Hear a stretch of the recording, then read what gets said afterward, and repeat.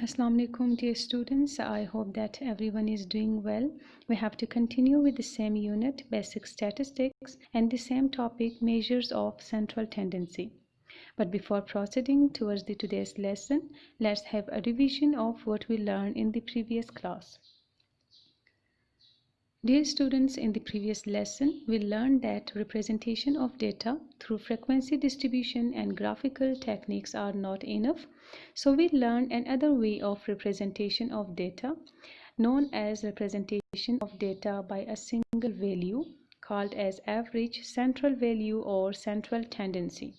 So we can define central tendency as the specific value of the variable under study around which the majority of the observation tend to concentrate. The measures or techniques that are used to determine this central value are called measures of central tendency. We discuss an example in order to better understand the topic. The example is related to the marks obtained by a student in 8 different tests. So if he wants to tell his marks obtained in 8 tests, so he has two ways. One way is that he can tell his marks obtained in 8 tests, different tests, which is very time-taking way. And the other way is that he can take out the average of his marks and he can represent his marks by a single value showing his average marks, which can be between 80 to 81, as majority of the values are near about 80 to 81. So hence we can say that average is a single value around which the majority of the data tends to concentrate. Then we learn and we discuss different measures of central tendency which are used under different situations depending upon the nature of the data. Here we have the arithmetic mean, median, mode, geometric mean, harmonic mean, and quartiles as measures of central tendency. We discussed arithmetic mean for group data in the previous class, so let's revise it again. Arithmetic mean is a measure that determines a value of the variable under study by dividing the sum of all values of the variable by their number of observations. In simple word, we can say that arithmetic mean is equal to sum of all the observations divided by the number of observations. Then we learned computation of arithmetic mean. There are two types of data, ungrouped and grouped data. So therefore we have different methods to determine mean for the two types of data. Arithmetic mean for group data, we have three approaches for this. The first approach is direct method. In direct method, we directly add all the values, then we divide it by the number of values or the number of observations. Whereas in shortcut method, we have different formula. A shortcut method is used when we have large values or large number of values. These approaches exist in theory but are not used in practice, as many statistical softwares are available now to handle the large data. Indirect methods were introduced when the data or values used to be very large in the field of statistics, and they were unable to compute those data or to handle those data in the absence of statistical softwares, as it is very difficult to calculate the values or the observations when the values or observations vary in millions or thousands. So however the means we have now statistical software, so therefore these approaches does not exist in practice. However, being a student, you must have the knowledge of these two approaches. So these are using an assumed or provincial mean, using a provincial mean, and changing scale of the variable. The second method is recommended mostly for the group data. Here in the formula we can see that here A is written. So A is basically any assumed value of X called assumed or provincial mean, whereas D stands for deviation, and deviation is defined as difference of any value of the variable from any constant. Here we can see that A means deviation is equal to the difference of the variable from the constant. Let's proceed towards our today's topic, which is arithmetic mean for group data. A data in the form of frequency distribution is called group data. For the group data, the formulas under direct and indirect methods are as given below. Using direct method, here we have arithmetic mean symbol, and it is equal to summation fx divided by summation f. Here we can see that as arithmetic mean is equal to sum of all observations divided by the number of observations. Since in ungrouped data we don't have the frequency, so therefore we just directly add all the numbers, write all the numbers, then we get the sum of them. Whereas in the group data, since we have the frequency, so therefore frequency is multiplied by x, where x is the midpoint of a class and f shows the frequency, and here we have summation f means sum of all the observations. Then here we have the second method known as indirect method, which is used when the values are very large. So here we have a plus summation fd divided by summation f. Then this is the second shortcut method. This is also known as step deviation method or changing of scale method. Here it is equal to a plus summation fu divided by fu multiplied by h. These formulas will be ahead discussed. Okay, we can better understand the concept by making the frequency or finding the arithmetic mean in question number 5. The marks obtained by students of class 11 in mathematics are given below. Compute arithmetic mean by direct and indirect method. Here we have the frequency distribution table.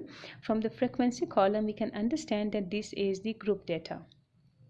So therefore we are going to use the formula for computation of arithmetic mean of group data. For making the table of frequency distribution, you must keep in mind the formula, or you must write the formula first. The formula for arithmetic mean for direct method or for group data is given here. Summation fx divided by summation f. Let me tell you here that x is the midpoint. Then x is being multiplied by f. Now first of all you must know that why we find the midpoint. Since we have range of values in a class, like that the students whose marks are between 0 to 9, how many students? We have the frequency 2. We don't have the exact marks here, and here are the range of values. So therefore we calculate the midpoints for each class, as midpoint is nothing more than the representative of a class, the average of a class. So midpoint is obtained by adding the lower class limit with upper class limit and then dividing by 2. Similarly, 10 plus 19 will be 29. 29 divided by 2 will get 14.5, and so on.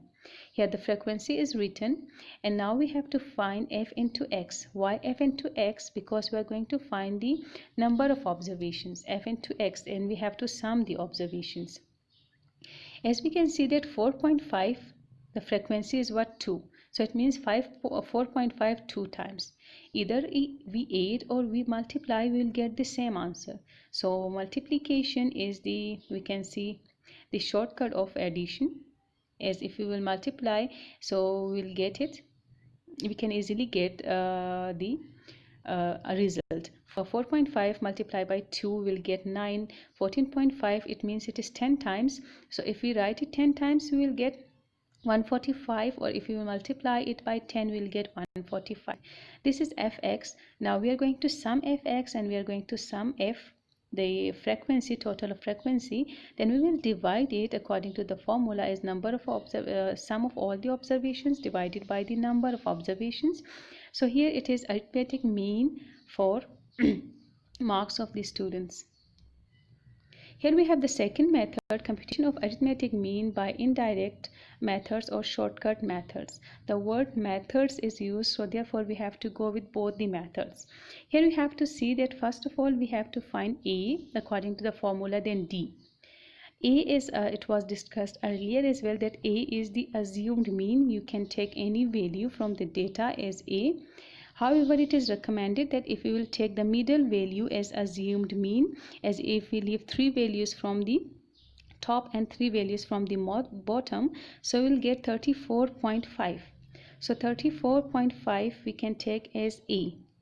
If we will take the middle value, it will help in calculation here. Otherwise, if you take any value, that will be okay. That will not affect the result or the answer or the arithmetic mean. So here we have to find D, and D is equal to means D stands for deviation, where we are going to find the difference of x and A, where we have to subtract A, means the assumed mean, from each the observation in order to reduce the values. Fine, as we can see that the value here is 4.5, and now when 34.5 is subtracted from 4.5, so the value is converted into minus, in negative, and negative number is small than positive numbers. So similarly, we have to subtract A from each the observation in order to convert the values into smaller values, and hence these are done. This is D. Now according to the formula, we can see that F and D should be multiplied, so we have to multiply F with D in order to find the means at the end we have to find the sum of the observations. So F stands for frequency, means number of occurrence. So 4.5 minus 30 occurs 2 times, so minus 30 into 2 will be 60, and minus 20 with 10 200, and minus 10 with 5 50, and so on we will get. Now coming towards the second formula, we can see here that we have U. Now let's understand that U is equal to what. This method is also known as step deviation, and this method is useful when after deviation, means if we will just apply the first method, which is known as deviation method, and the values will be converted into smaller values, but not to that extent that is required, or which make the calculation easy. So therefore another shortcut method is introduced, where the values are further means converted into smaller values and to the desired extent. So therefore it is known as step deviation method. In deviation method, we just go with the subtraction, whereas if you want to convert the values into means further smaller values, so we'll go with division. So therefore these values are again divided by a number, which is U will be equal to D. D is the deviation, means the value is already obtained, and then we are going to divide it by H, where H is the class interval size.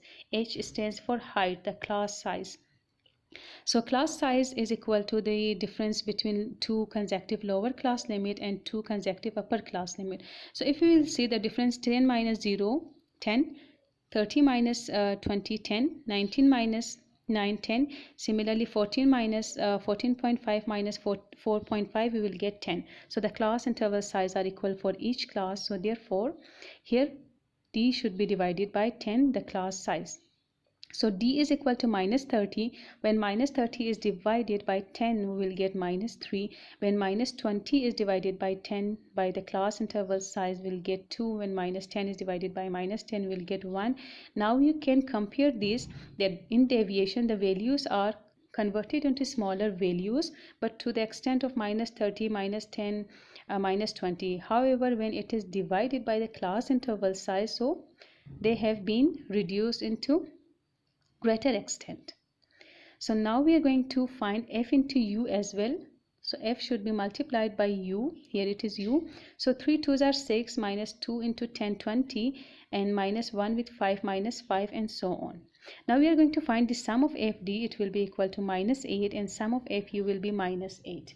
You can compare these two, that if we just go with direct mean, so the sum will be a greater number, but after deviation the sum is a small value. Here again we can see that this is a small value for the sake of calculation, minus 8. Fine. So now let's put this in the formula in order to get the mean. So A is equal to 34.5. As you know that here we have subtracted A, so it has affected the values. So therefore A should be again added here. Similarly, you can see here that we have divided the values further by 10, which is H. So therefore The inverse of division is multiplication, so h is again multiplied here in order to get the correct average, in order to adjust the values, in order to get the original values back. So we can write here 34.5, then here summation fd is equal to -8 and summation f is equal to 40.